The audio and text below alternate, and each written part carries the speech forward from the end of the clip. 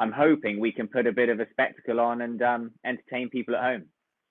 Do you think that it's easier with racing than football because technically there's no physical contact or shouldn't be between the jockeys, and you presumably have masks on anyway.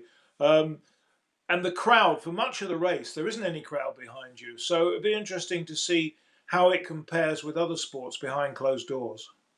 Of course, I was kind of hoping that football would lead the way really and get going as soon as they could, but obviously there are a few issues here and there.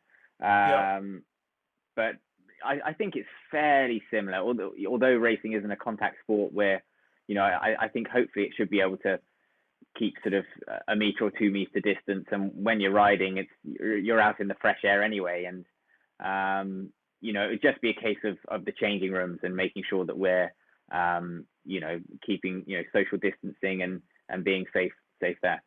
do you think they'll let you use the showers? Will that be a problem? At the moment, no. We have got the odd thing filtered through, but a very good friend of mine rides out in France, and he's been telling me what they've had to do, and they're not allowed to use showers. They have to wear masks whilst they're racing, and at all times on the track, they have their temperatures taken the moment they walk onto the course. So they're very strict over there, and I imagine we'll be sort of having the same sort of guidelines over here. You and I were working together for Event Masters at Cheltenham. We were worried about the virus. Have jockeys, and we know a lot of the public have, I mean, quarter of Mm. a million people over 4 days, as if nobody seemed taking much notice of it. Have the jockeys suffered from that? I know you're clear, but have the jockeys? Yes, you and I were both doing that box, for event masters, and we were fully aware of it. But around Cheltenham, I don't think people quite expected what was coming the next week and Yeah. what was going to happen. It almost felt like a last hurrah, really, of before everyone was locked down.